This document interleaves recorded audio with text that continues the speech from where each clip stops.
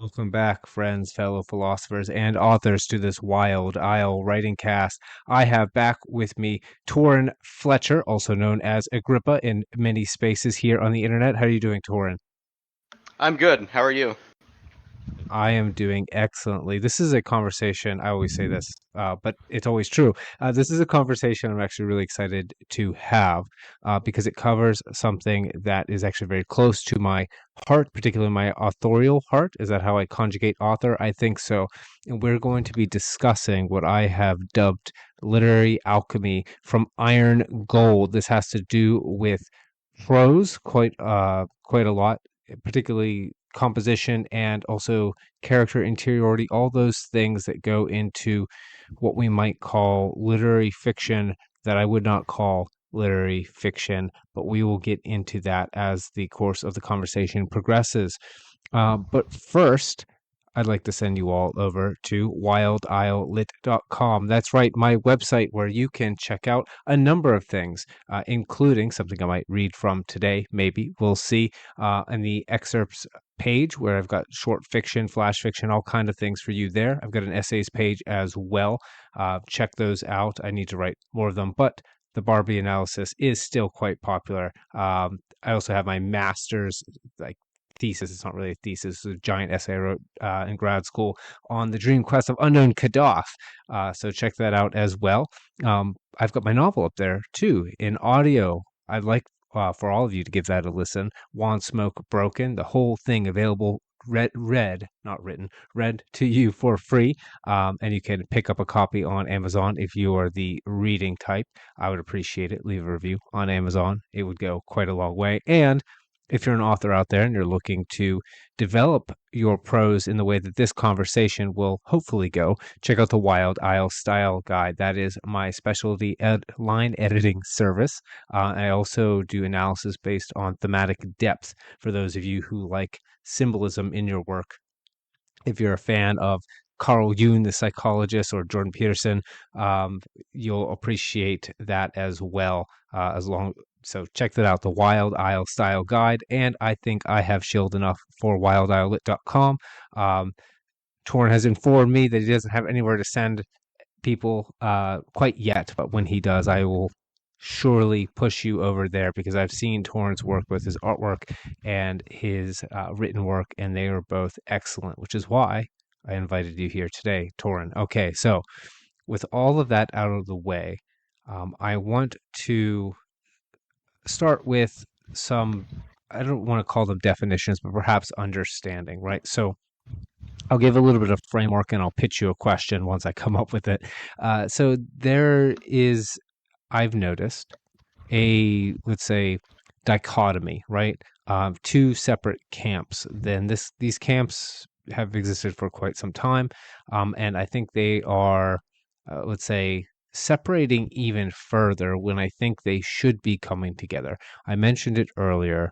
I think the easiest way to describe this is the difference between literary fiction and genre fiction. Now, I don't think that division exists. I think it is arbitrary, and I hope we can break it down. But when I say those words, literary fiction and genre fiction, what comes to mind to you? You can pick which one you want to take, literary or genre. You mean like what comes to mind for both of them specifically, like the distinction between them? Yeah. Genre fiction pretty much just makes me automatically think of I don't even want to say pulp, but just fantasy, sci-fi, pretty much almost I guess like really just yeah, just anything that's outwardly, I suppose, fantastic. Literary fiction is I don't know. I'm actually not too familiar with that term, even though I've thrown it around. I suppose it just kind of makes me think of like just I guess any type of fiction. I suppose. I don't know. Actually, yeah. I guess I would kind of need the distinction fleshed out. All right. So I'll cover the literary side of things. So I have been to grad school, so I got exposed to this firsthand. And a lot of people, when they hear literary fiction, what they think of is pretentiousness. most fundamentally, unless you're an academic, and then you think it's like this is the real artful fiction.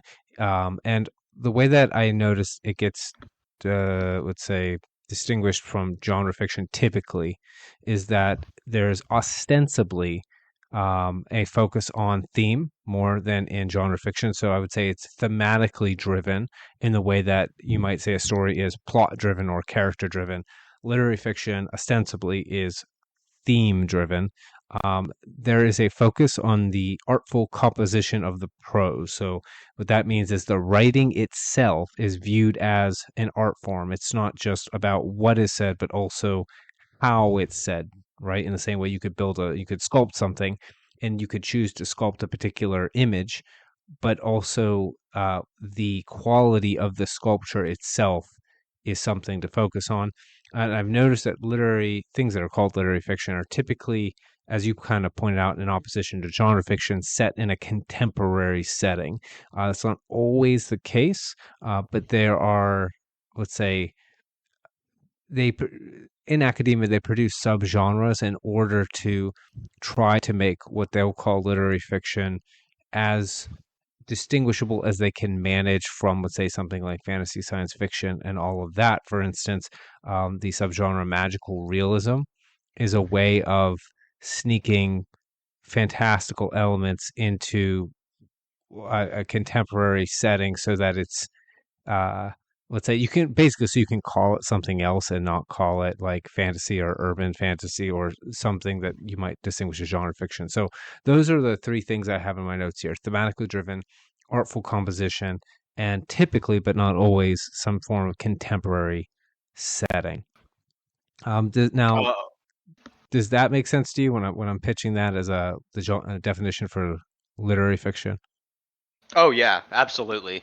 Yeah, no, I actually, yeah, I can completely see the distinction now. Yeah, that'd be like a lot of the classics, right? Classic works. Now, it's funny because they are set in a historical setting given us because time moved, but in their own time, they were typically set somewhat contemporary. Now, I have in here my notes. I'll go ahead and throw up a definition for genre. That genre, and I find that genre fiction is typically plot driven, perhaps character driven, as opposed to theme driven. We've got now I would disagree that this is a necessity, but if I go with what the mainstream definitions are, it's formulaic content via tropes or genre expectations. We have that word genre expectation. I think a lot of people think that has to do with the quote unquote genre of the book. And, here, if you are a listener to the Wild Owl podcast, how I feel about the contemporary use of the word genre, I think it is without an essence fundamentally, but genre expectations I think actually comes from the word genre, like genre fiction, right? So this entire scope of fiction that's seen to be lower class, to be more crass, not as artful, is a formula for a market for commercial fiction that utilizes cookie cutter tropes to fulfill the expectations of the readers. um, that I think is the common idea of genre fiction. And you mentioned the fantastical or science fiction setting, right? So the setting is not the mundane contemporary world most often. Now, genre fiction also includes like romance novels and murder mysteries. So that bit of the definition kind of goes out the window, even though I think most people would recognize it as part of the definition. So that's genre fiction. Now, I've said it multiple times that I don't think this distinction is real. Torin, perhaps you've seen it already. What is the problem with trying to classify fiction into two types this way? And very briefly, so that you've got it fresh in your mind, and so the listeners also have it fresh in their minds. What's wrong with saying literary fiction is thematically driven, contemporarily set, and focuses on the art of the composition, whereas genre fiction is plot or character driven, uses tropes to meet genre expectations, and has typically some unreal or fantastical setting? What's wrong with that distinction, if anything? Do you see anything wrong with it? I would say the first thing that comes to mind is that it just kind of it basically forces kind of this role. It kind of like pigeonholes thing because at least just thinking on my own work, I don't see why a work cannot be both. I suppose. Yeah, pigeonhole's a good term for it, right? Like, the question that comes to my mind is why is it that, let's say, why can't a fantasy story be thematically driven? Is there a reason? Can you think of one? Because I can't, Yeah, neither can I. right? Or you could say the same thing, like, why is it that something that is artfully composed, why can that not be plot driven? Yeah, I don't know. It's kind of at a loss to me. I guess like the only thing I can think of is like maybe like the average reader or something just of that genre is kind of like just kind of come to expect it, that they just want the story and nothing else, I suppose. Yeah, yeah, right. Now, Torin, are you familiar with my diatribe on tropes? I don't think so, no. No? Okay, well, before I do, because I've been hogging the conversation, what do you think about tropes? Like, are you super familiar with the term and how it's used? Like, tell me everything you know about tropes. Oh yeah, I used to lurk the TV tropes forums like, religiously way back in the late 2000s. Pretty much I see nothing wrong with them. I actually think they're a good thing. I do not think they're cliches, which some people do. Um, I think they very obviously serve their purpose. I don't see, anything wrong with occasionally, subverting one or what have you. But usually, yeah, I generally, yeah, I have a pretty positive view on tropes, and I do think they're necessary. If you had to define them, how would you define a thing as a trope? Like, how do I know a trope when I see it?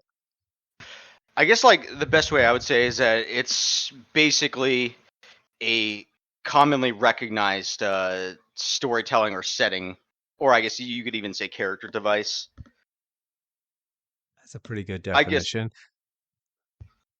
Oh yeah, go ahead. Well, okay, so here, I'm gonna see if I can do this live. I might embarrass myself. Let's see.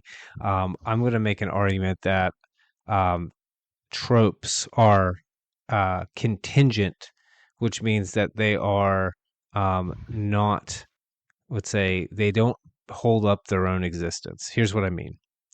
So I agree with that definition. That's typically the way it's used, and when people use the word trope, they mean something that's commonly recognized, like a commonly recognized storytelling device. I think that's a really concise, nice way to put it. The problem is, okay, so if it's commonly recognized, but to who and at what time? And there becomes this problem, right? Where if I say, okay, a trope is a trope when it's commonly recognized, but let's say that it is a trope, like let's say that, but it's a trope that you've never heard of. So when you first experience it, you experience it as something totally novel. Is it a trope or is it not a trope? Or is it both a trope and not a trope? Or is a trope only a trope if it's a trope to you, but not if it's not a trope to you? Or does it still count if the people around you would all recognize it as a trope? That's a good question. At least in my mind, I would say it's a trope, even if it's like, I would basically, if I encountered a completely new one, I would basically just think of, the author as essentially the trope setter, if that makes Yeah, any but what if sense. the author, what if you knew it was a trope and the author didn't? Was it a trope when the author wrote it, or did it become a trope when you read it? Or was it a trope when he wrote it? And also, I, like, what about, go ahead, go ahead.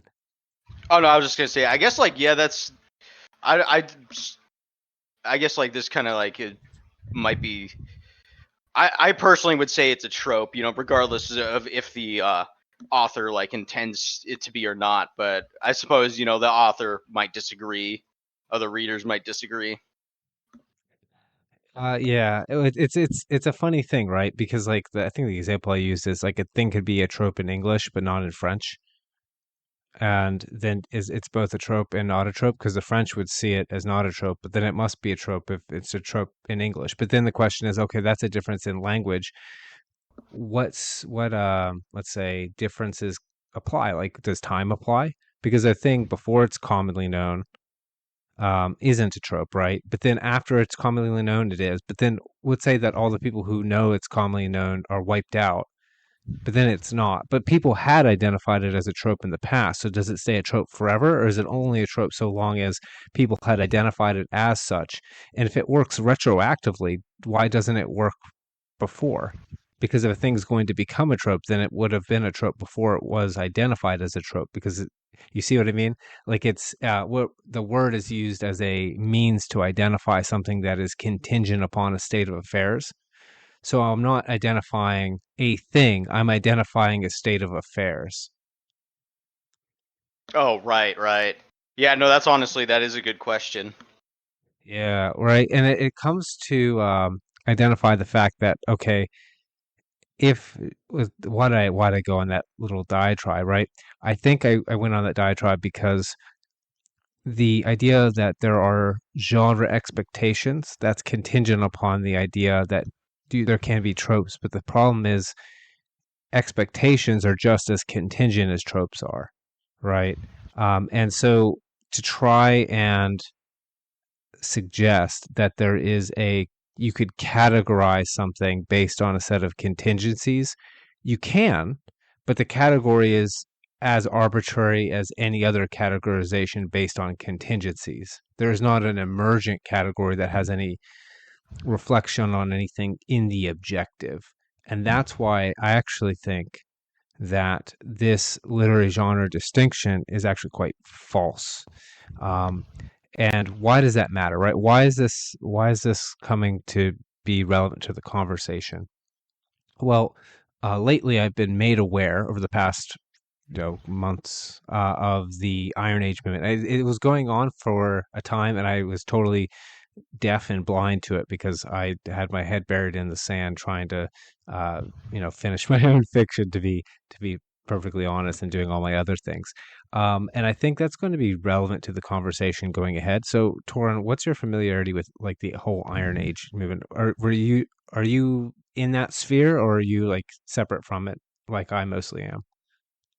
I guess you could say I'm actually quite familiar with it.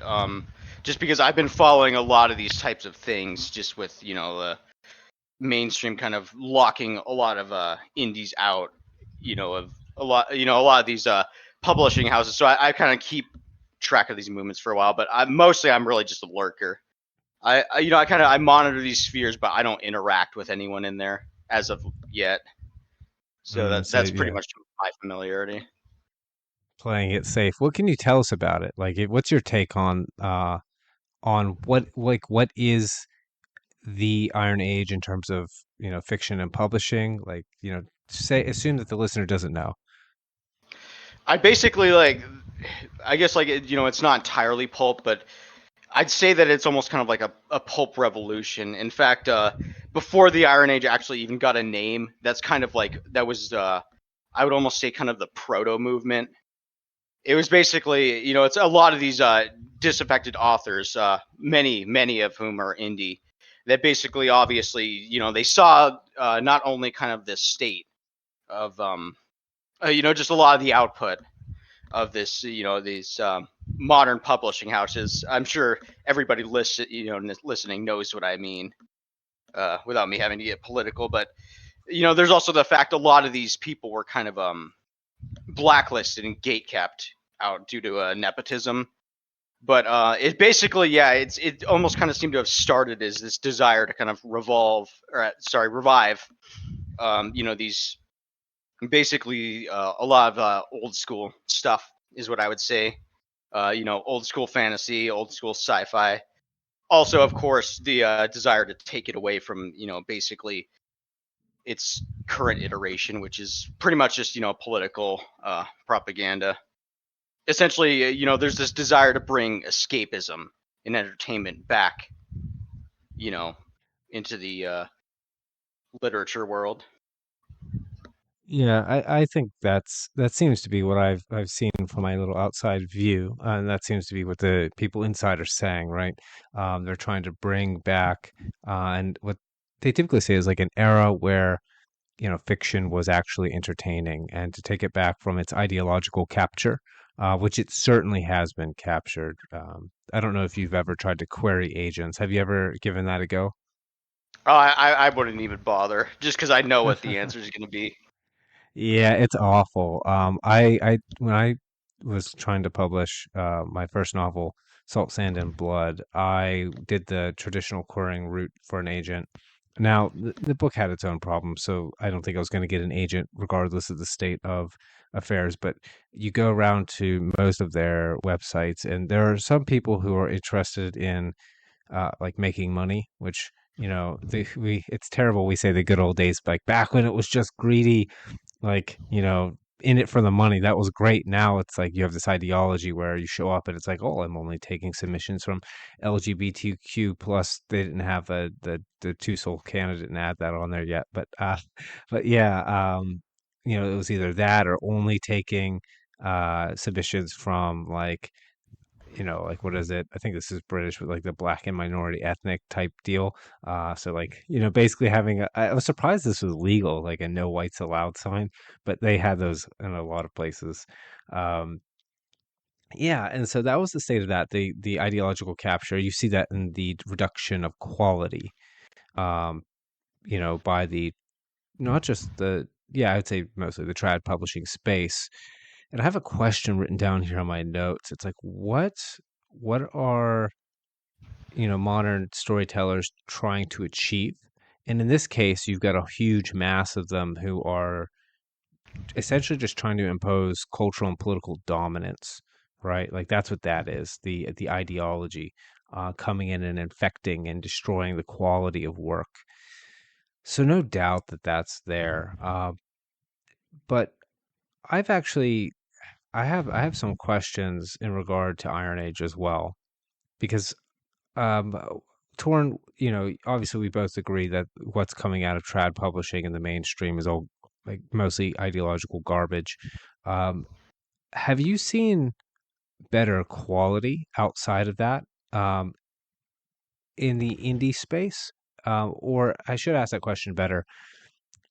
Do you see mostly better quality? Because obviously we're going to see good quality peep out in the trad space and in the indie space. There's no doubt that we're going to find good works.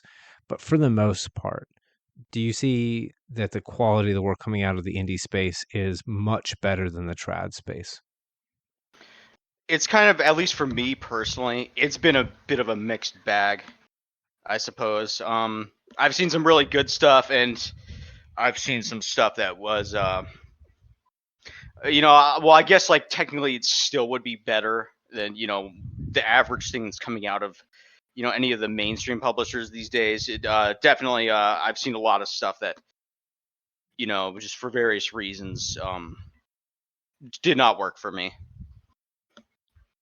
What are you saying that doesn't work for you? Because obviously with the trad space, it's probably going to be, to speak frankly, the unnecessary wokeism that's put in that's trying to beat you over the head with its political stick and say like we are the good people, we are for good things, look how good we are for good things, agree with us politically or you're a bad person. Like that's what you get out of the trad space, right? But what are you saying that is striking you the wrong way on the indie space? I don't want to like name anyone's specific work, Yeah, but a don't. lot of the stuff that has rubbed me the wrong way has kind of been in the I think I've mentioned this before, not on this podcast, of course, but it's stuff kind of like around, genres that where you kind of really get to these self inserts, like lit RPG. That's a big offender, lately, and a lot of those are indies, and a lot of it is just, kind of what you'd expect when you don't really put the reins on, some of what is coming into here, just these weird power fantasies, just self inserts, stuff like that, just justifications for what I would call pretty negative character traits. Yeah, which is funny because we see that on the trad end too. It's like the kind of woke villain presented as a hero. I guess we see that on the indie space. In fact, I think for those of you who know Captain Michael Aternus over on Minds, if you want to go see his work, um, he talked about this with me when we talked about writing good, like good as in like justice, virtue, that you get this kind of viciousness on both sides where you have what essentially amounts to, well, it could amount to a couple different things. Um, I don't want to talk too much, but are you familiar with this? Is a wild idea. I came up with this talking. It's not my idea, really. Fundamentally, I came up with it talking to Nathan Cumberledge. We did a podcast a while back about art versus escapism, and we actually came to discover it's not art versus escapism. There's a spectrum, and at one end is escapism, in the middle is art, and on the far end is propaganda. Are you familiar with that concept? No, but that makes a lot of sense to me, actually. Yeah, right. For those of you who haven't heard it, I'll repeat it very shortly. Essentially, you have art in the middle, and that's a genuine human asking a genuine human question. So it's a question you don't have an answer to. It's a problem that you need to solve, and it relates to you as a human being as you relate to the world and how other people, human beings, relate to the world. And the story goes about trying to answer that question. That's the theme that gets produced. And on the two ends, you have escapism. And the escapism doesn't actually try to solve any problems. The escapism is like it's like candy. It's like a line of cocaine or like a shot of a heroin. Like you are in it just for the pleasure of it without any problems being solved. It's mere titillation without the question. Whereas propaganda is the exact opposite. So where escapism is, would say, pure bestial, or I don't want to call it that. It's bestialness, right? Yeah, about to say that word wrong. It's being it's stripping out the human and leaving only the animal. Right? I know humans are animals, but you get the idea. Where propaganda is stripping out the human and not leaving any animal at all. It is, I already have the answer, and I'm going to pound it down your throat. And I wonder if what we're seeing, so you mentioned the self inserts being an issue, um, that to me suggests, well, that's kind of like an excess of pleasure being taken by the author, whereas the trad pub, the villainous kind of dislikable characters are because it's propaganda. Do you think it's right to say that what we might be seeing is we have on one side an excess of escapism, and on the trad side we have an excess of propaganda? Is that does that seem to hold water to you? I would say, yeah, that's actually, yeah, totally accurate. Yeah, At and I least would from what say, I've. yeah. How Oh, do you good. think Sorry. that?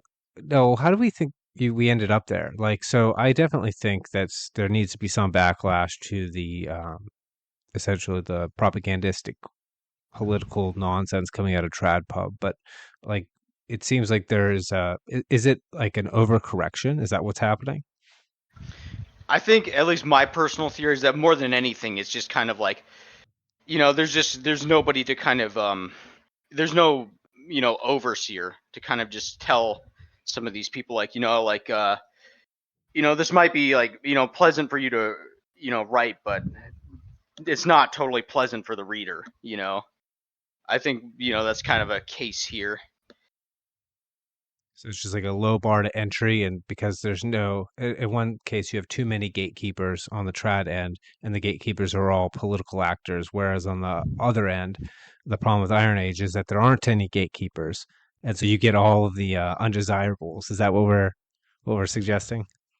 I would say, yeah, it's like even more so than gatekeeper, it's just like there's not really anyone to just give somebody a second opinion, you know. Yeah, and so we end up with kind of let's say all the lower end stuff. Now that kind of brings into questions. You mentioned self inserts, but there's going to be a lot of other issues too, right?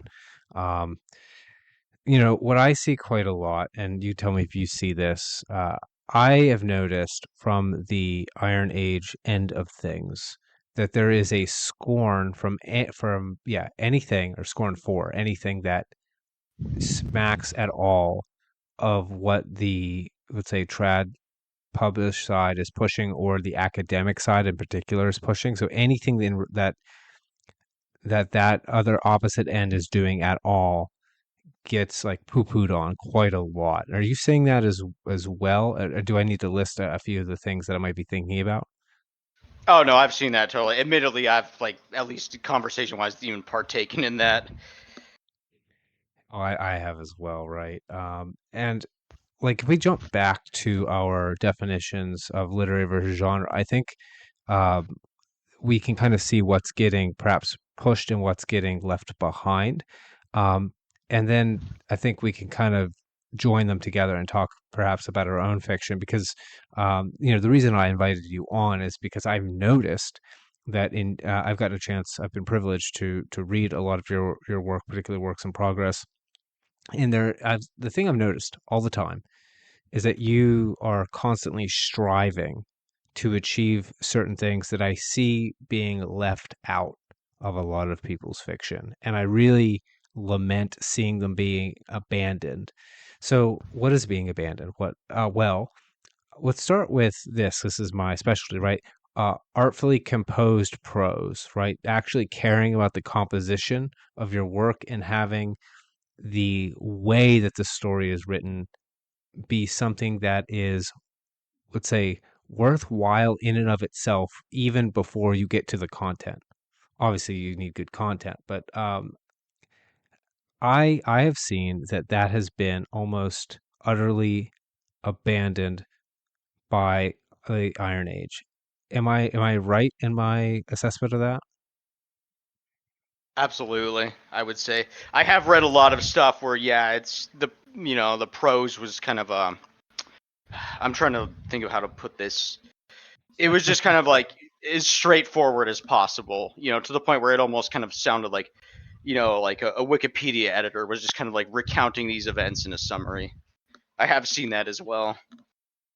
Yeah, that's unfortunately hyper prevalent, right? And if you look at the academic side or on the trad published side, even doesn't do this as well. But certainly, once you push all the way to the academic end, they really focus on, let's say, making your composition somewhat, not somewhat, careful. You care about this quality of sound and the style and how the style integrates in with other elements of your work. And I think that's an issue. I've also seen, let's say, the embrace the people embracing the idea that, okay, well, this is just for entertainment, this is a plot driven work, therefore I don't have to care about, let's say, making my characters, I don't want to say real, but I do want to say deep, or make round and dynamic successfully. That gets into the whole character interiority thing. um, how about in terms of Iron Age? Do you see a lot of character interiority? I know we know people who do it and do it well, um, but in general, what do you see in terms of, let's say, deep characters? We'll call them. That one for me, it's been another mixed bag. I have seen some where, yeah, there was a lot of character depth, that really made me connect with them. But others, it was kind of just, it was kind of like what I said with the pros, where it's just kind of like this series of events just following this guy or girl around, and we never really get to see inside of them or anything like that. And unfortunately, when it's kind of things are just kind of laid out like that, it really does not give me much of a reason to care about what happens to them. Yeah, it because the reality is, right. You've got for those people have probably heard me say this before.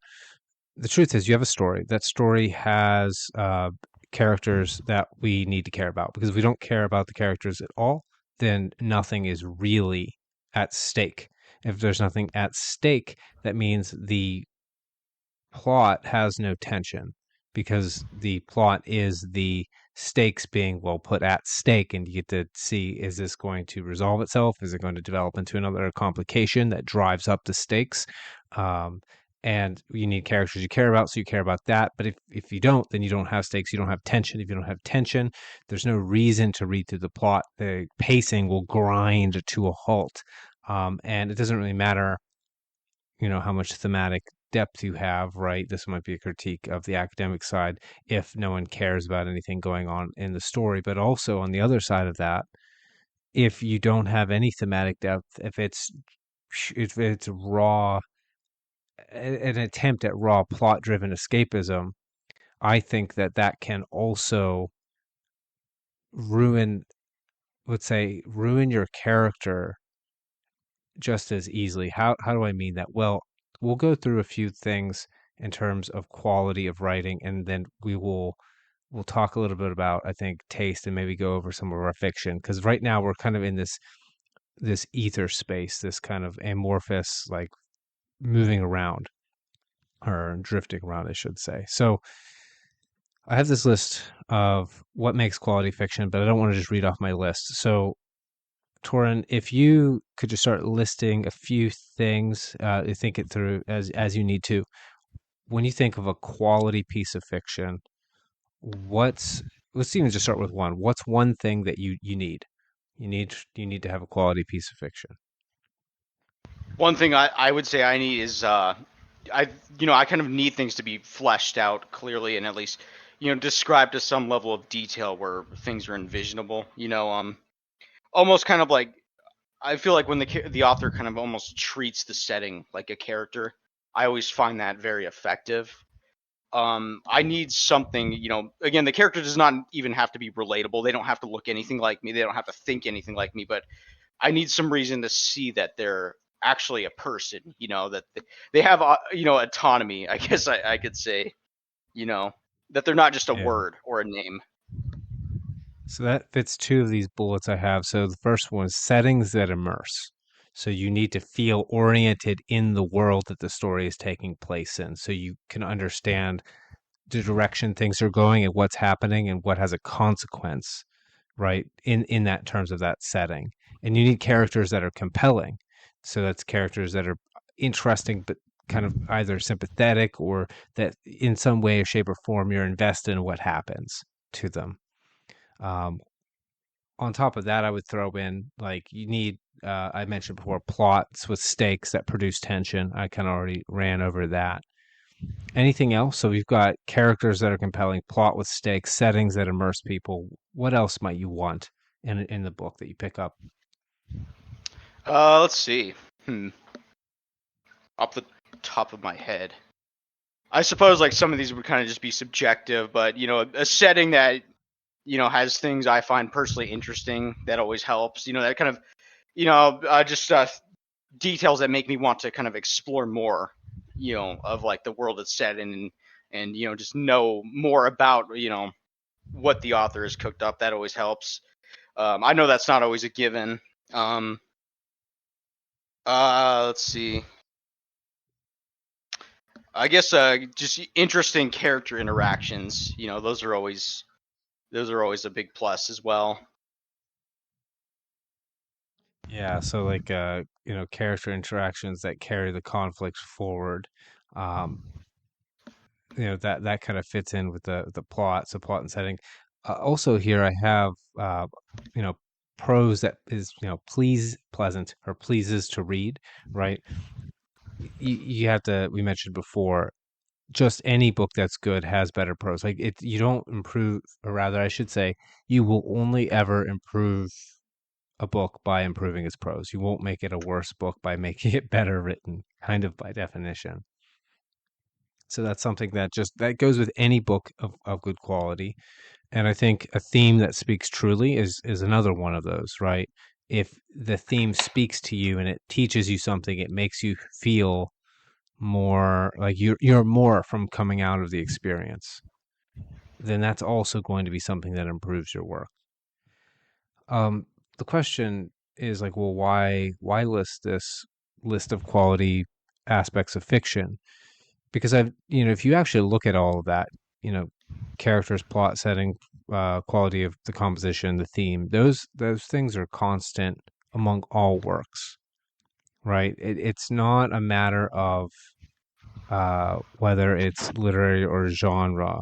Every book improves itself from having all of those. Why list all the way through this? Because I really do fear that the Iron Age is aspiring in some part. Obviously, there's really great modern writers, but I'm watching this thing go down, and I'm looking at what people are saying, and I think that they are aspiring downward, and I think it's an overcorrection. I think that there's a focus on some things that do matter. So there is a focus on plot, and I think that's good, right? Because like if the plot is too slow, like no one's going to get through it. It grinds to a halt. I think there is a focus on setting, right? Definitely, you see the world builders of the modern day. They really, really dig into that, and that does harken back to the fiction of the past quite often. However, we are seeing characters that are not compelling quite often. We are seeing prose that does not read well, and we are seeing, as a consequence, let's say, I don't want to call them bad arguments because the theme is the thesis of a work. So that kind of does fit, though, even if I don't want to say it right. So we're seeing works that do not possess um, relevant themes. If they do, they're kind of let's say things that are already known, already obvious, and they kind of come off a bit propagandistically, like the author knew the answer going in and was just really trying to put a new skin on something that is a kind of old lesson that isn't as relevant to our particular time and place. So I guess what am I trying to get out here? I think that we should pay attention to what works we're producing and what kind of tastes we have. You might have heard me pitch this idea before, and tell me what you think of it. I think that there's such thing as good and bad taste, and the way I define that is good taste, virtuous taste, makes you better. It makes you able to do more, right? It makes you so if you consume something that is good for you, right? Think of nutritionally, it improves your health, and that enables you to do more with your life than you could otherwise. If something is decadent or vicious, it perhaps slowly, perhaps quickly erodes your ability to do better. If you're an author and you constantly read, let's say, things that are vicious, things that are decadent, when you go to produce your fiction, it will actually hamper your ability to produce good fiction, except for those other people who also have decadent tastes. So, people who like to eat candy and nothing else but candy, who are suffering from diabetes, um, and unable to, get up enough energy to go do the things that they actually really want to do in life, and then suffer all the long-term consequences that come off of that. Like they might say, well, no, I really like um, what's that one thing that I ate way too many of when I was younger?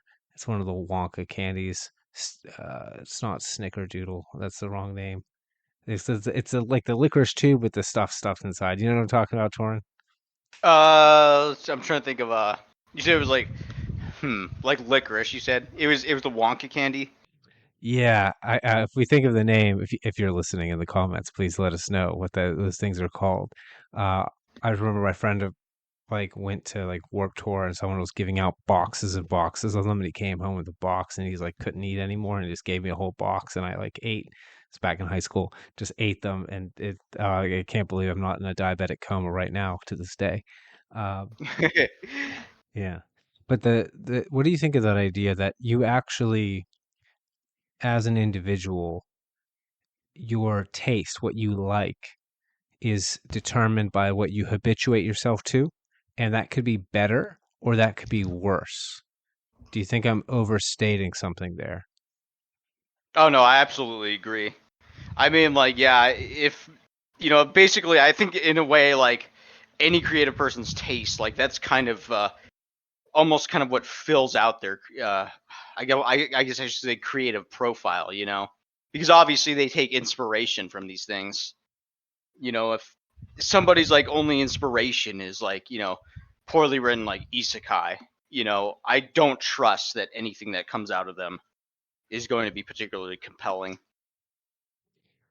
No, it's just like the person who I could compare it to like pornography use, right? Like people go down dark pathways where things have to get more and more extreme in the direction of their particular vice, and then it gets out of their control, and then they habituate themselves into sometimes really despicable viciousness, if you will. And I think that's definitely can be the case with our fiction.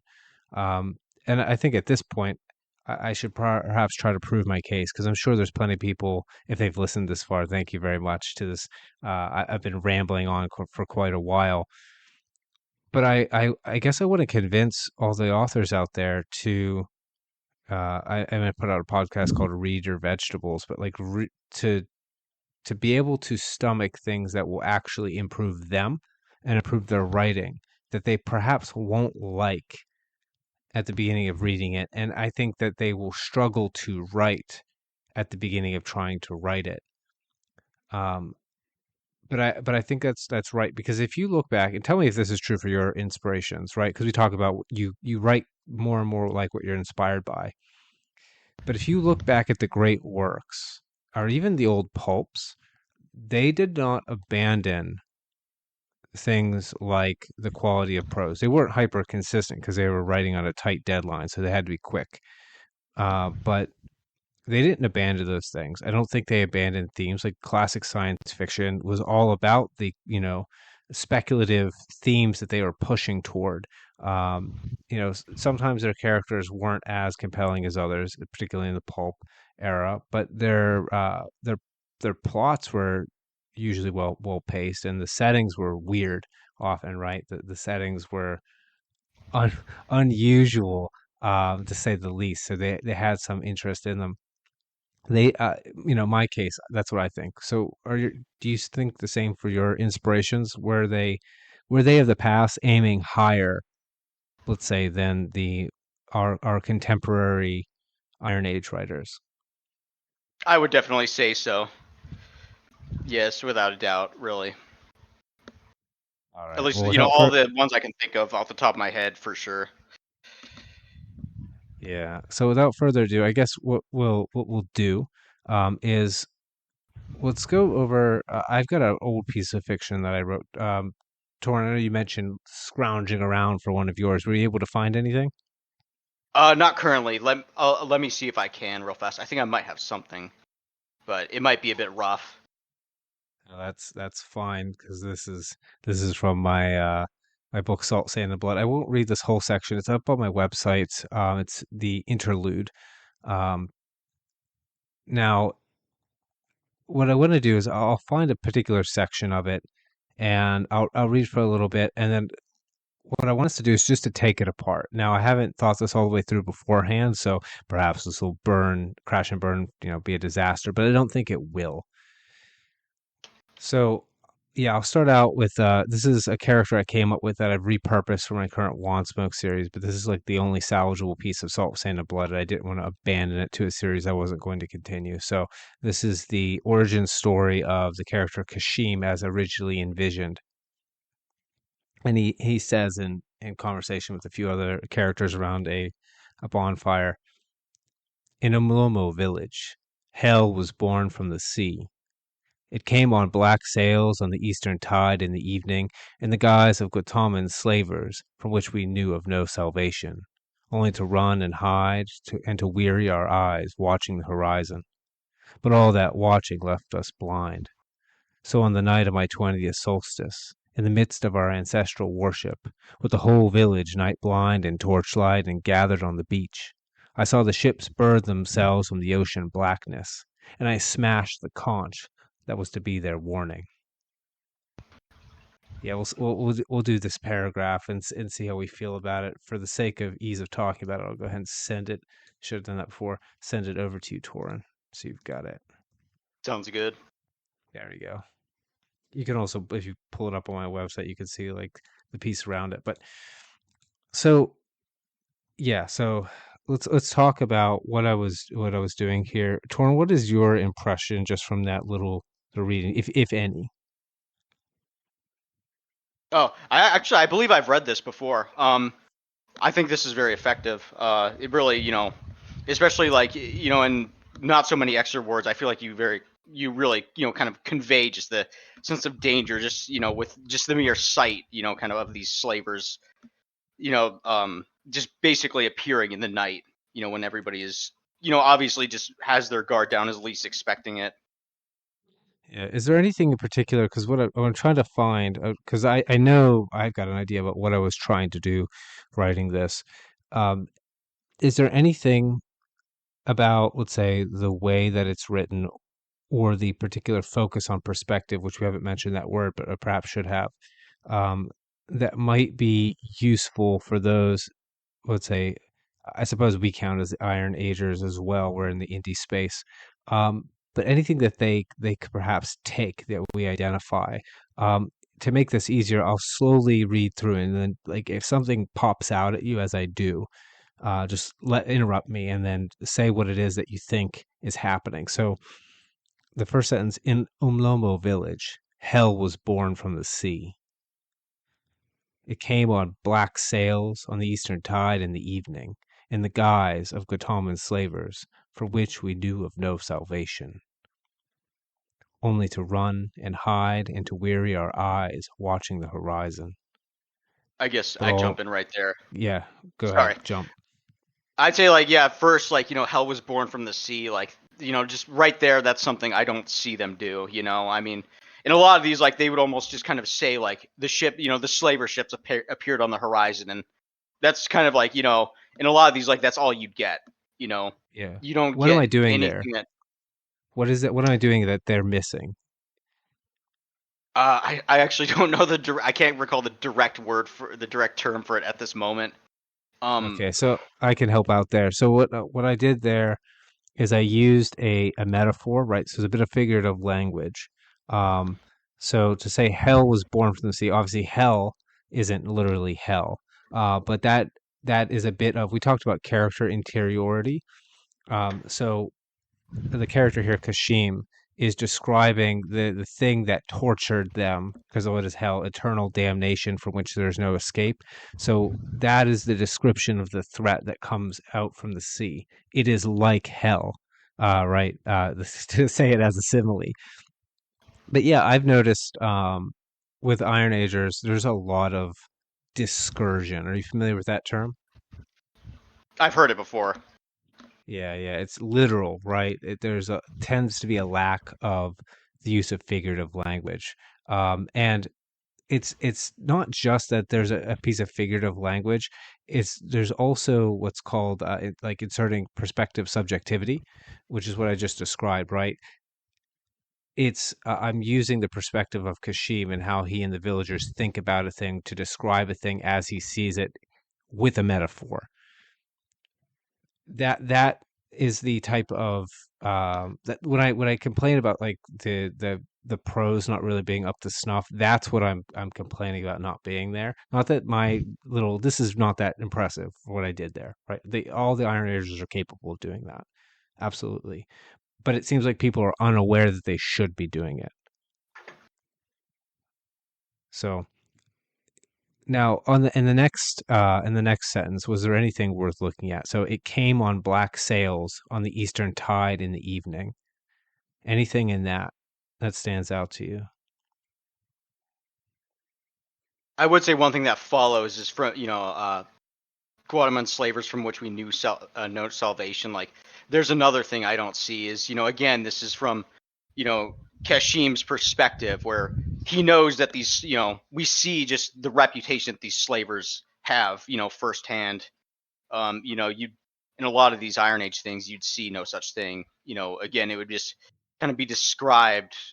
I don't want to keep falling back on this, but almost kind of just like a Wikipedia writer is just kind of observing and recounting all of the events. Yeah, And for then those, go ahead, go ahead. oh no, I was just saying, and then before we have these, a lot of good setting details that kind of just set the atmosphere too. Like on the Eastern Tide in the evening. I think even stuff like that almost sometimes would kind of just be glossed over. In fact, I have seen things where even like the time of day is not even really mentioned, and I just kind of like put down as if the reader just kind of knows exactly what the author is thinking. Yeah, in terms of the time of day, the reason, like, because you might think, is it really important that it's in the evening? And I would answer as an author, yeah, because like the tone, damn it, like the evening is when the sun goes down, things are getting dark, you're entering into the night when predators come out, right? Those are all connotations, things that the word evening, you might have heard of thick and thin concepts. Evening is a thick concept, right? There are so many associations that evoking the word at the right time will color a bunch of the words around it. Um, in terms of, you mentioned the perspective, right? We know of no salvation. For those of you who are wondering what that is, essentially it's a attaching back to the sentence before, because I said hell is born from the sea. So you need salvation from hell. That's essentially a biblical allusion. So particularly if even if you're not religious, if you're in the West and you have this history of Christianity, it's going to tie back to your emotions around the concepts in the religion of Christianity, Judaism as well. Really, you could even say Islam. So it's like the whole Abrahamic triad of religions that's going to hit at some emotional point because I'm using essentially an illusion in the form of a metaphor. Um, did you catch anything? Uh, I'll read that sentence again because there's something else in there. I want to see if you hear it. This is a bit of sound.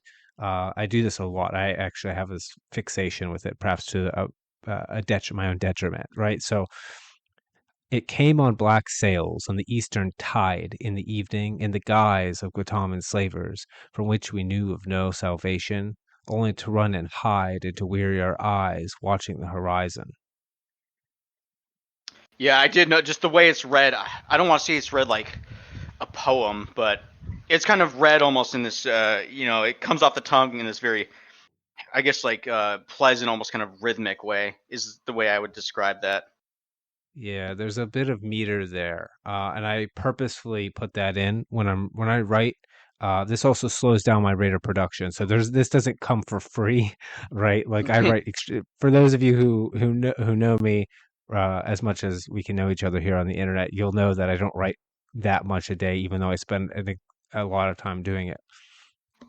And what you're hearing there is a natural meter. So this is the use. If you study poetry, there's stressed and unstressed syllables. And if you ever try to write, this is actually a good reason. Go write like sonnets, right, or any form of like the formal poems, the ones with forms that are strict about their meter. And what's the other word I'm looking for?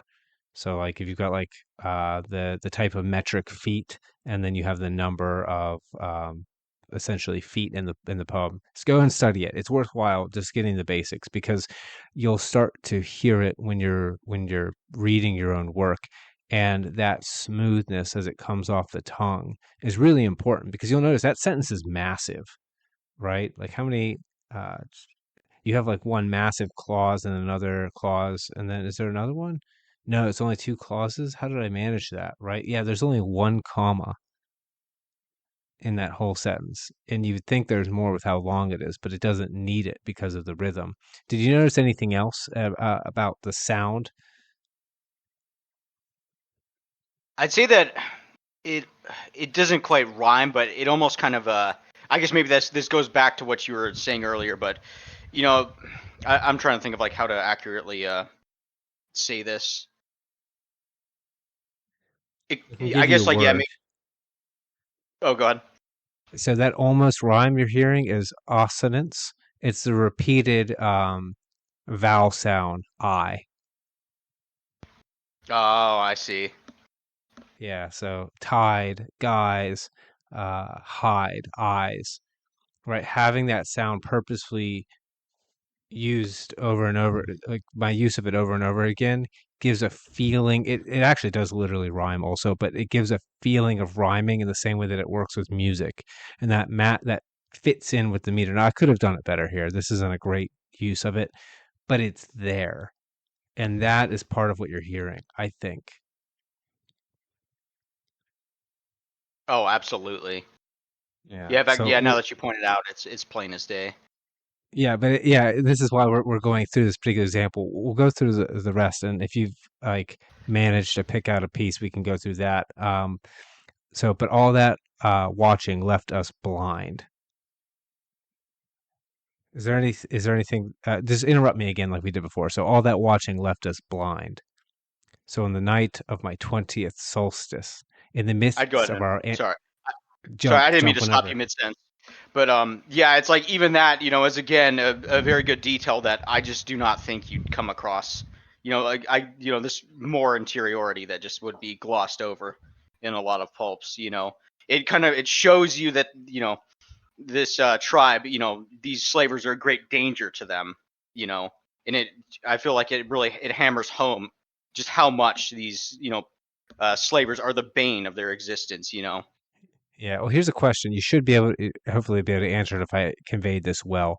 So when Kashim says, "But all that watching left us blind," so the watching is the watching for the slavers, right? So what do you think he? Because Kashim means something about that, right? What does he mean when he says all that watching left us blind?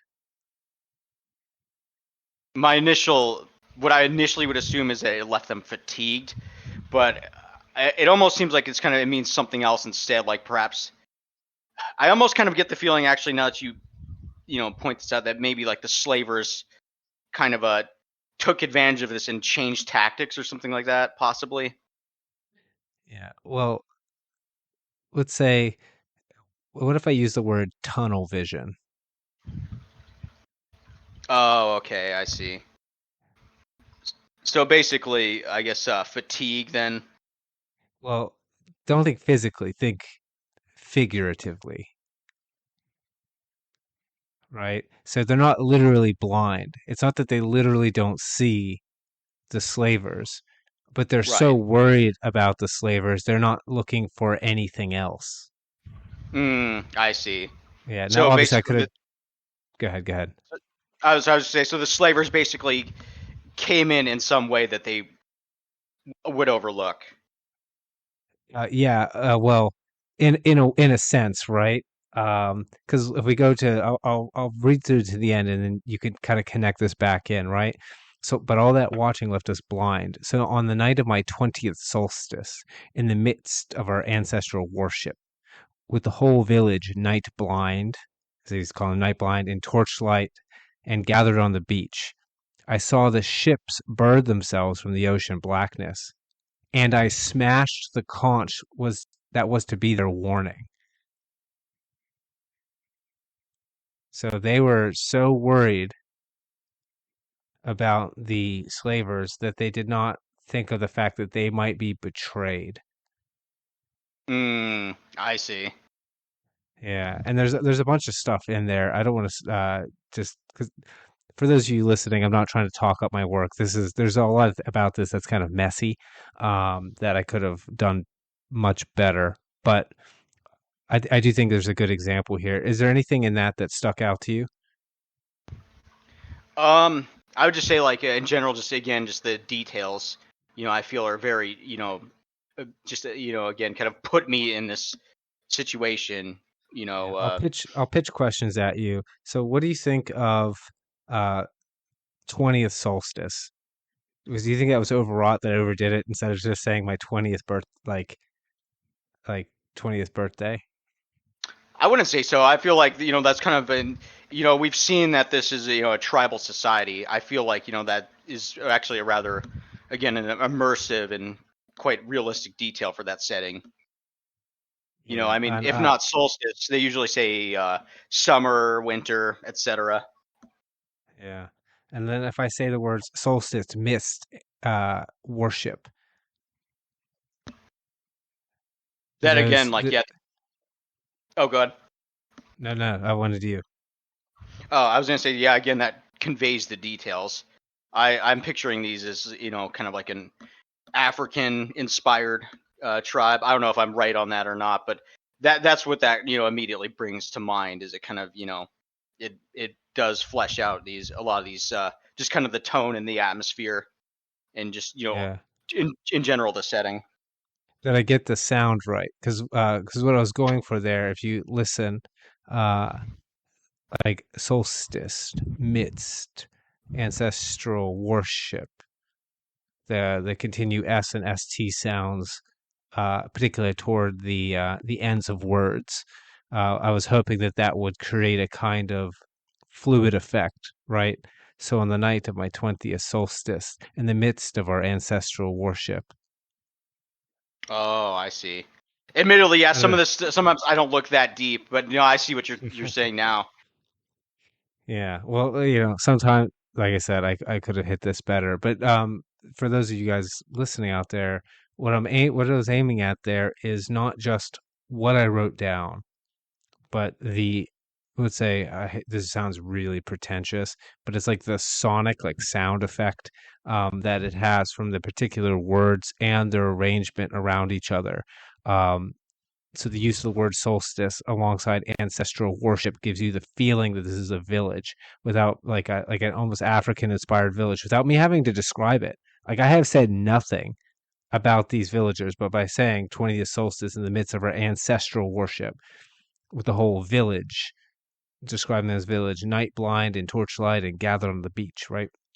So I won't go on and on and on and on. The what I guess what I was trying to show our fellow Iron Agers is that you can do a ton of stuff in a ton of like in a tiny space just by giving your fiction a little bit more attention by focusing a little bit more on the composition side, right? Picking your words carefully, that's diction, arranging the sentence so that it reads with a particular rhythm. That's you have to understand syntax well. You have to have good grammar so that you can make longer sentences. You have to know how to use more complex punctuation.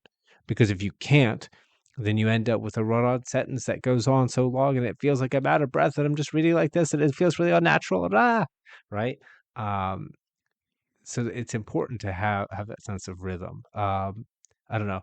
What do you? I mean, I kind of think you already know the answer to this question, Torin. What do you think of my argument thus far? Do you think it's worth all the extra effort? I would say so, absolutely. I could almost, as somebody who's a visual artist, I would actually, I think a perfect comparison really is, in something like comics, where, or, manga, where a lot of this stuff is, a lot of it isn't black and white solely to save time. But if you get something that's in color, it's going to stand out a lot more, even if it takes much more time, you know. I would say actually that prose is pretty much the equivalent to that. You can get the bare bones plot, or you can, get something that really kind of makes it stand out more, even if there's a lot of extra effort needed to put that in. Yeah, and I think that's really how you get like an author's style, or in grad school we'd call this like the author's voice. You only get that by pushing yourself and trying to think what really fits the work I'm doing. Because obviously, I like to use a lot of repeated, like a lot of alliteration, assonance and consonants. A lot. I like to rhyme. I have a particular kind of long flowing meter to a lot of my work. But you don't have to have that, right? Like if you want to have something punctual, short, cutting, you can do that. If you want to pick out words that are very harsh, and almost mechanical, perhaps for a science fiction story where you're dealing with these machines. Yeah, you could do that.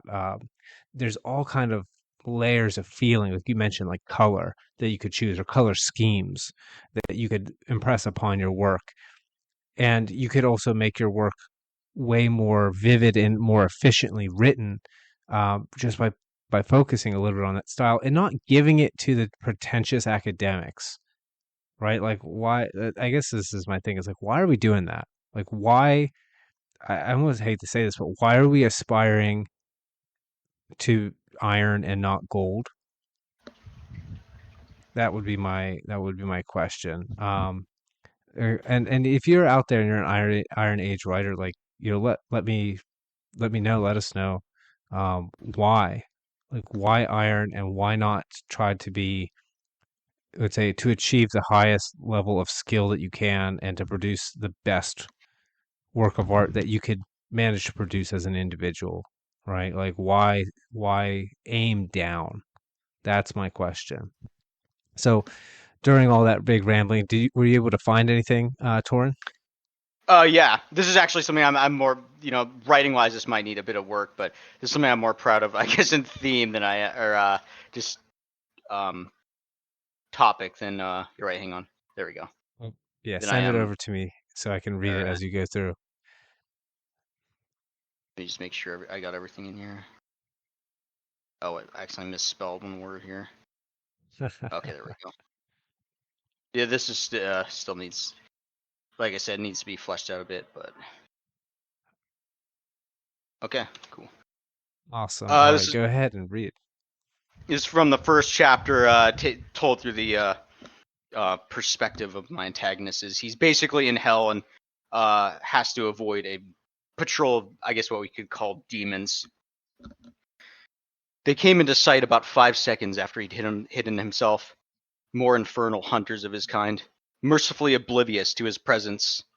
As he watched them in silent terror, he realized he'd seen their particular kind patrolling the ice caves before. From the neck down, they were much like him, mummified, naked, burned, and desiccated. From the neck up, however, they were creatures of unrivaled beauty, mesmerizing women's faces, lips as luscious as silk pillows, with glossy black hair and skin like ivory. They conversed in a language that sounded like an animal being skinned alive.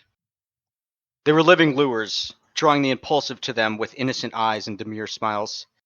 The lust of their victims always blinded them to the armaments they carried. Horrendous instruments designed to inflict maximum pain, hooked pokers to pull off skin, toothed blades to saw through ligaments, and needled batons to force down orifices.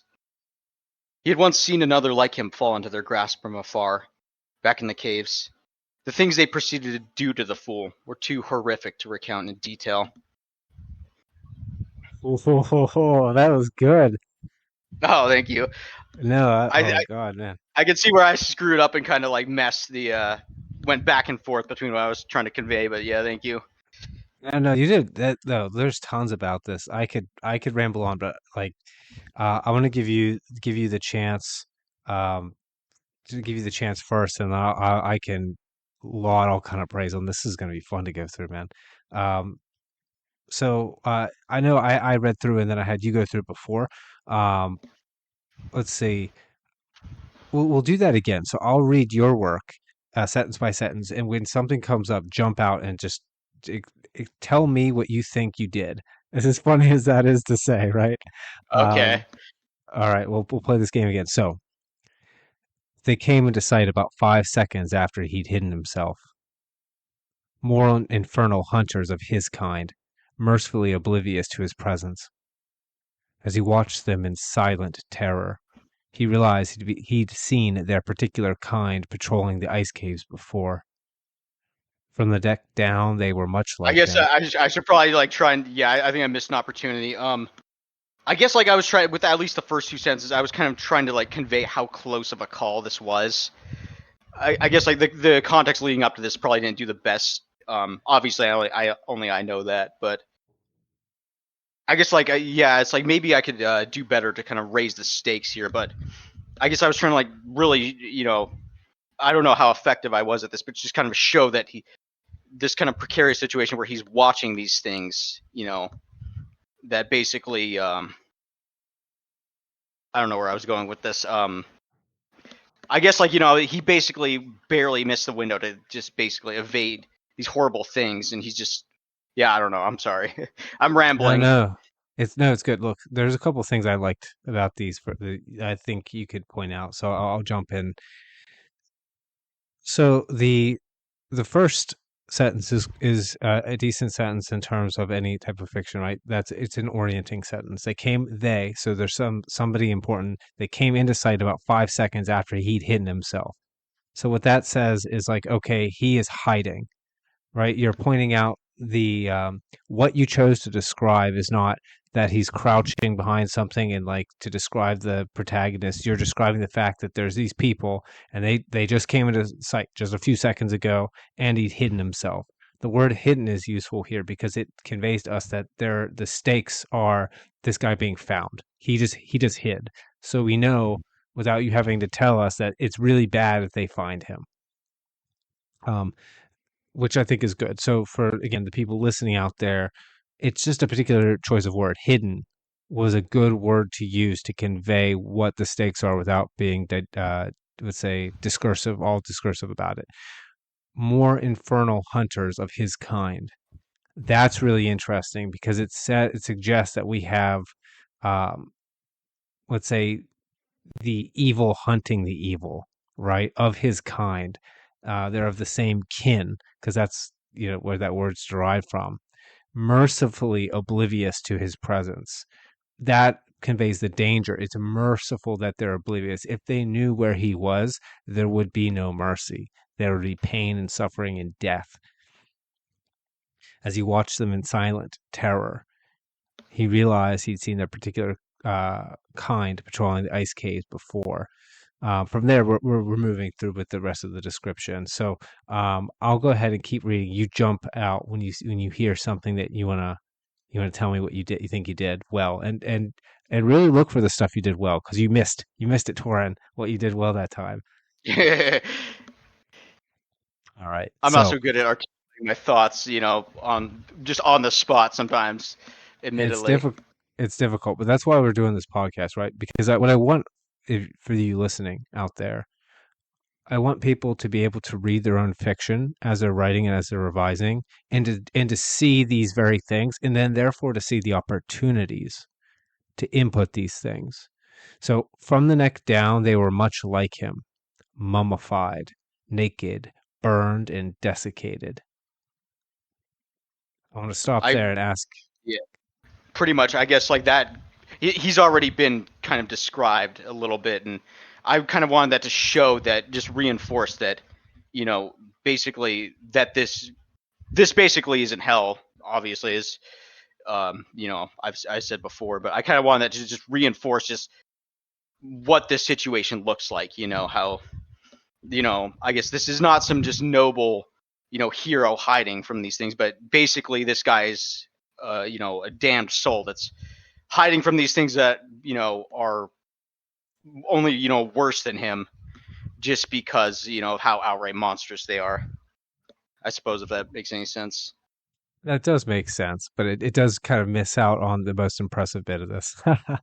So, what I'll point it out for all of our sakes, right? So, when you choose to use the word something like mummified, you didn't have to do that. I think there's a thing before that too. Much like him, so you are telling the reader that these people, this kind, are similar.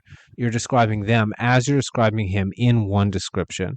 Um, and the word mummified communicates quite a lot because it evokes the image of a mummy. And when we see a mummy, we see this corpse that's been hollowed out. It's been like ritually disemboweled, and is like this usually blackened, like skin over a skeleton, and it's in this almost always in this contorted state, and it's been preserved in this gross way where there's enough of it left that it's not like a skeleton. It's like it's unclean. It's like shriveled flesh, and I think you got the more discursive words that come after naked, burned, and desiccated, but I think leading with the word mummified really qualifies all those other words and makes them much richer. And then we continue on. From the neck up, however, they were creatures of unrivaled beauty. Um, I like that a lot. Uh, you know, we could spend time on it if we want. We'll keep going. We can come back to it. Mesmerizing women's faces, lips as luscious as silk pillows, with glossy black hair and skin like ivory. They conversed in a language that sounded like an animal being skinned alive. I guess I'll go ahead and interrupt there. I'm actually, yeah, answered me this because I'm not sure how effective the placement of that last one is when compared to what came before it. I feel like I don't know if that works. Just kind of jumping between the grotesque and the beautiful, and then to the grotesque again. I mean, I do think that worked in terms of the tone back and forth because you're supposed to be confused. right? Like that's even what you've said, like that it's in the next sentence they were living yeah, they were living lures, right? So what you did is you showed us, this is I guess you describe this as like a show don't tell rule, right? You showed us that they were living lures.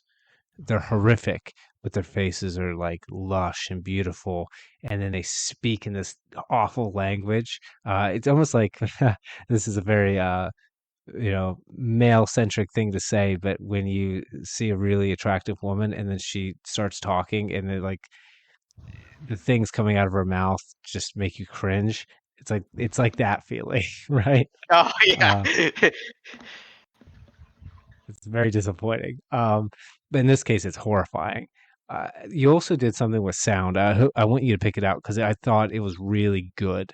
It was good for two reasons. So I'll read it and I'm going to emphasize the sound. Mesmerizing women's faces, lips as luscious as silk pillows, with glossy black hair and skin like ivory. They conversed in a language that sounded like an animal being skinned alive. They were living lures. Do you hear that? I do.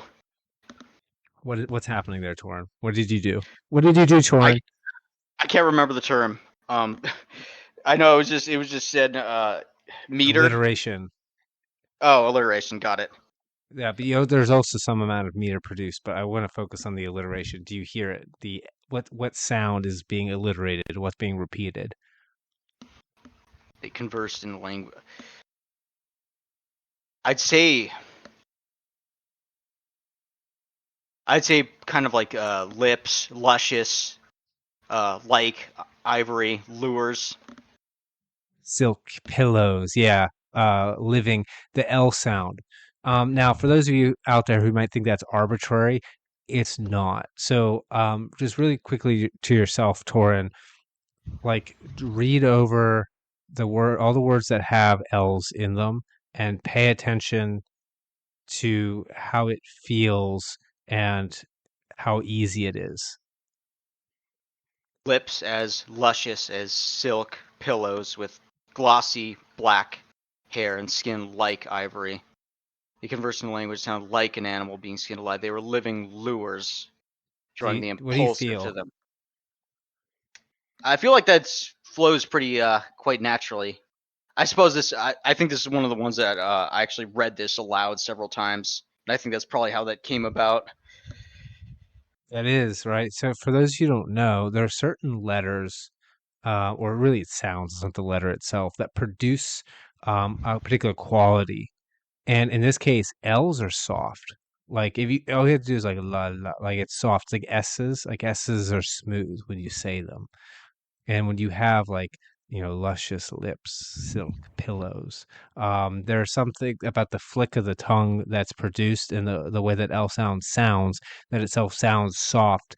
When you describe, that's why you describe like lips as luscious as silk pillows. There's like a magic that happens there with the sound. The sound matches what you're describing. You're describing lips, and those lips are luscious. And how luscious are they? Silk, something glossy and smooth that repeats that L sound into pillows, which also are soft, which also repeats the L sound.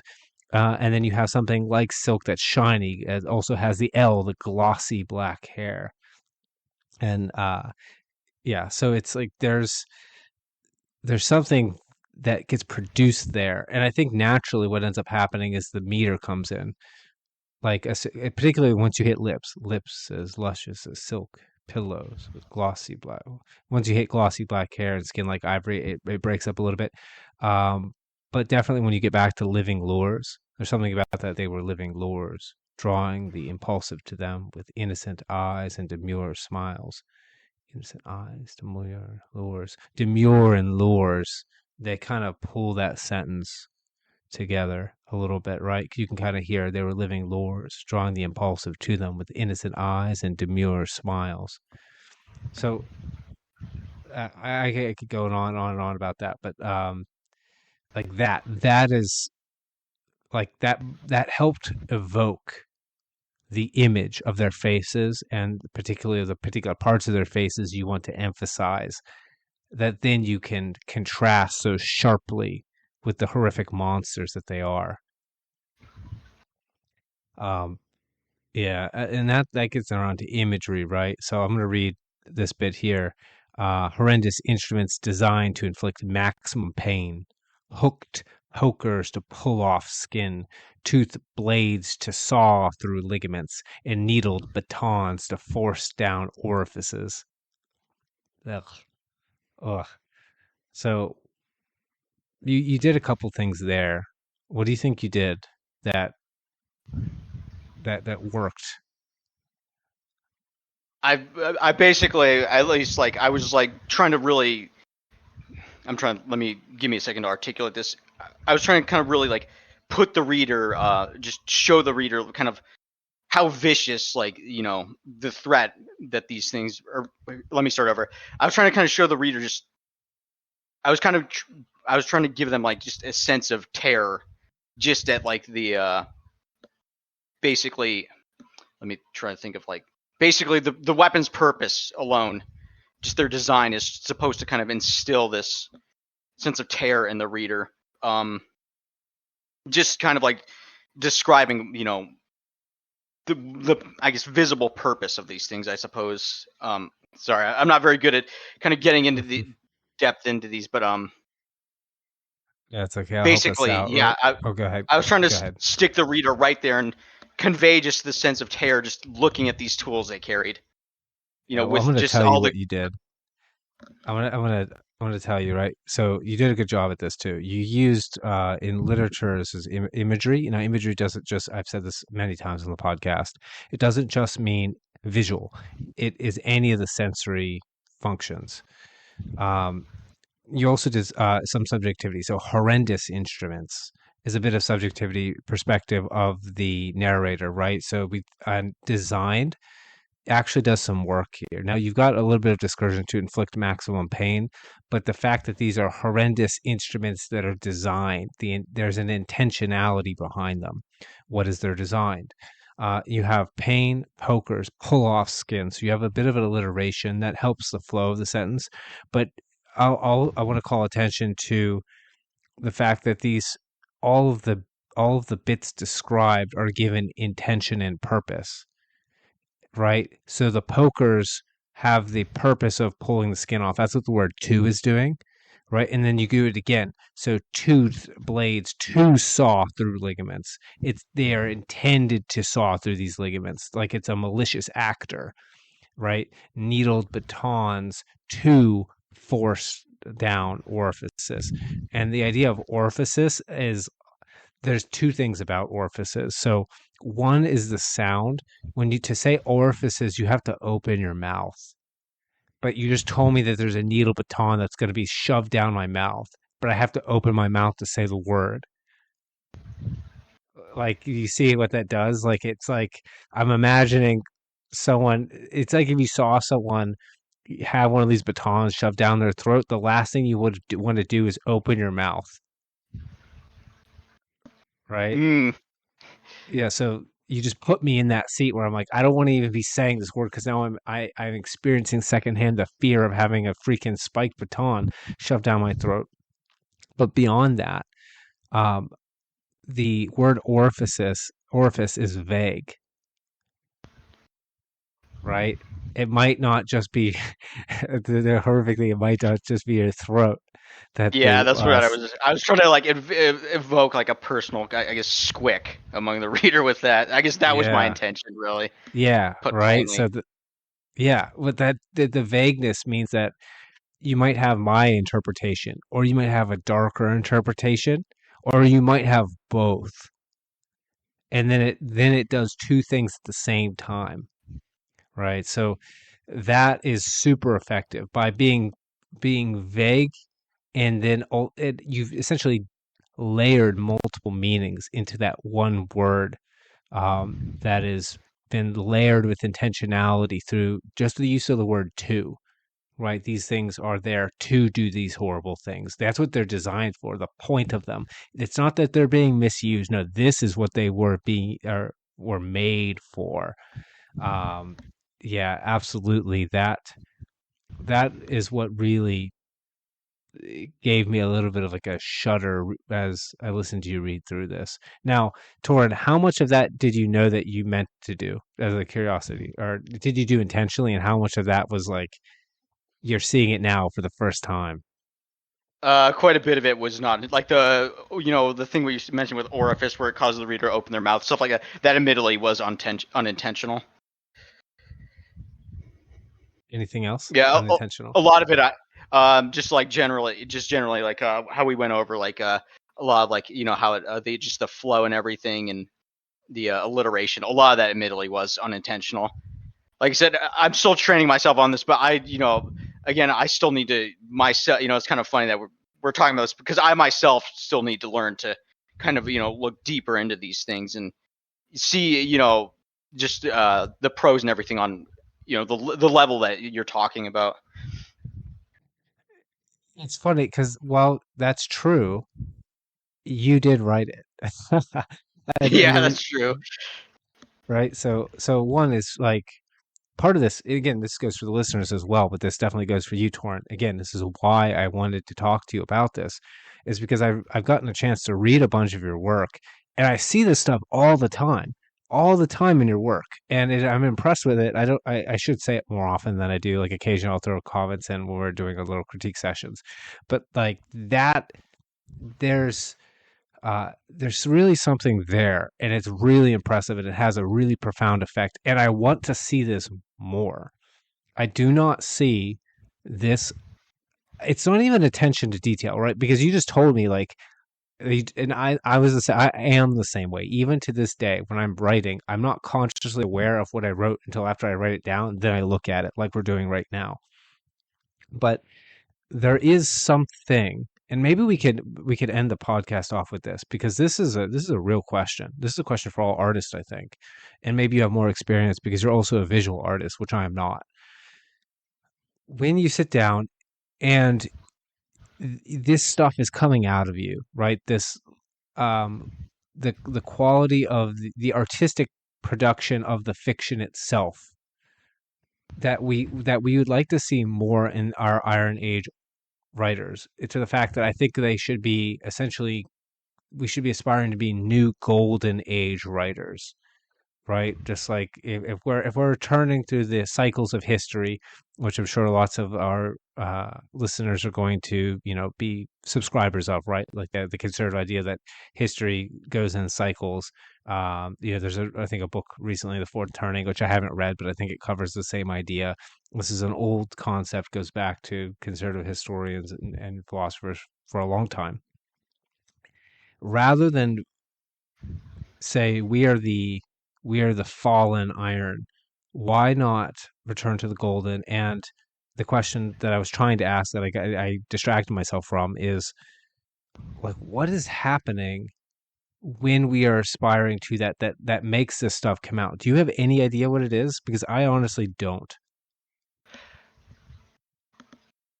You mean not like the dull prose, but what you're talking about, like the golden prose. Yeah, like how does it like like when I ask, if I had to sit down and someone came up, or yeah, someone came up to you and they said, Torin, how did you do this? Basically, what I would tell them is, and again, this is, because I'm a visual minded person, this would not be the case, with every writer that I guess aspires to write like this. Obviously there's many different thought processes. I basically tell them I envision this almost kind of like a movie in my head, and I basically write down what I feel when I watch it. Like what I feel from my perspective, like visualizing these weapons, pretending I'm some invisible observer. I put down, basically, I would say I describe what I feel when I think of these things. And I think, that's kind of the key there, is that, there needs to be an emotional investment, in what is being written down and described. Mm.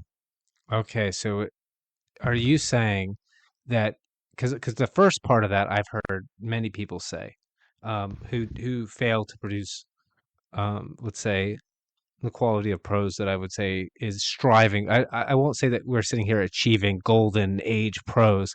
I don't. I think that would be too much. But I Oh, think we're definitely not. striving, but we're striving after it. right? We're Right. trying, right? And I think that I've heard plenty of people who aren't doing that say the first part of what you said, that they visualize it. But what you're saying is it's like, okay, I visualize it and I don't write down what I see in my mind's eye. I write down what I feel as a product of my mind's eye. Is that right? Pretty much. I guess I don't hit that mark all the time, but that's I guess that's what I that's the goal. That's the objective is the best way to put that. Yeah. Okay. So that makes a lot of sense to me. I actually think I might have heard someone say that back when I was at the University of Tampa. I don't know if I did then or if it was after or when it was, but that like that, I think something like that's buried in my memory. If it's not, it should be, because that's a really great thing. So it's not writing what you imagine. It's imagining and then experiencing it and writing the experience, the feeling down onto the page. That's when you aspire toward, so we are to say, when we are aspiring toward golden age fiction as opposed to iron, when we're aspiring to the highest that we can achieve, that's what we're aiming. Not to say you always hit that, because I definitely don't always hit it. And you said you Neither don't do always hit I. it. Yeah, but that's when we're aiming there. That's how we aim. We aim by aiming at what we experience, so that somebody else. There we go.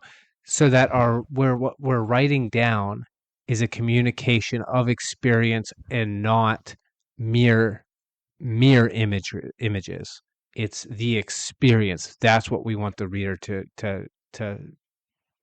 be able to feel when they read. I would say that's absolutely it. And I think actually one thing kind of going back to why there's such a prevalence of, you know, this, iron level prose is, and again, like I'm very, very guilty of this, is that it's very tempting and very easy to just kind of fall back on just telling, the reader what you see instead of feeling. Yeah. Oh, I got it. So this is where I heard this before.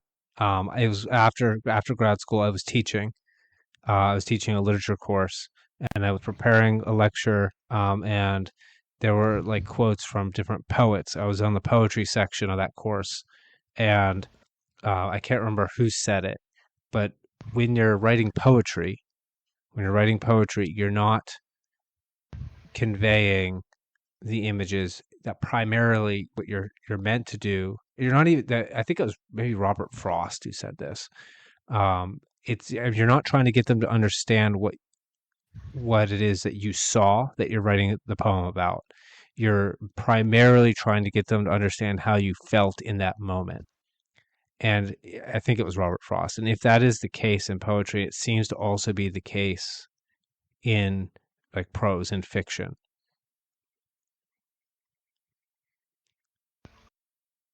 I would So absolutely say that's what it is. yeah. All right. Well, okay.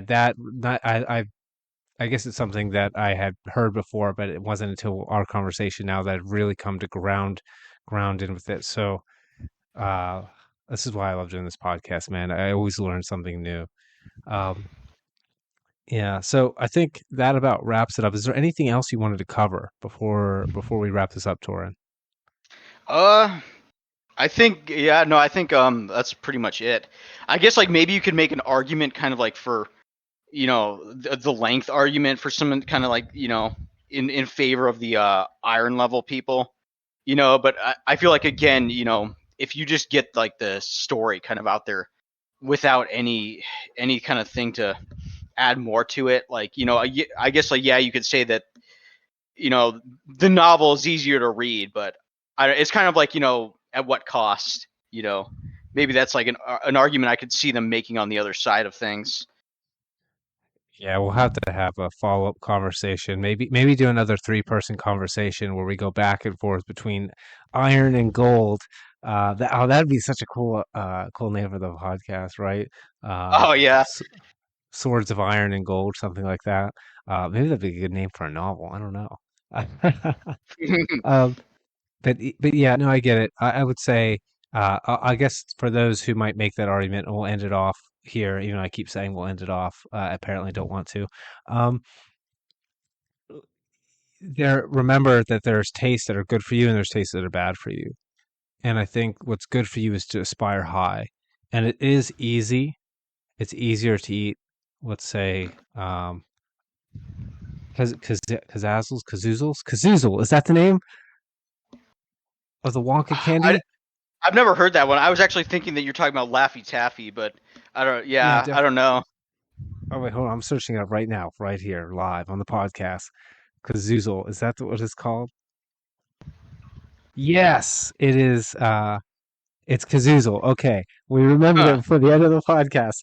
It's easier to eat Kazoozles than it is, I don't know, like broccoli or asparagus or um, I don't know, carrots or whatever else that you might be eating. I eat a lot of habaneros. It's easier to eat Kazoozles as it is habanero peppers. Uh, but but nutritionally, the question is, what is it doing to and for you as a person? Is it making one feel as though he is a hero without making him more like a hero? I think that's the question I would ask.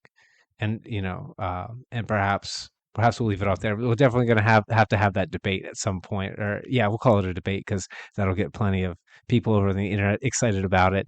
The debate, the battle between iron and gold.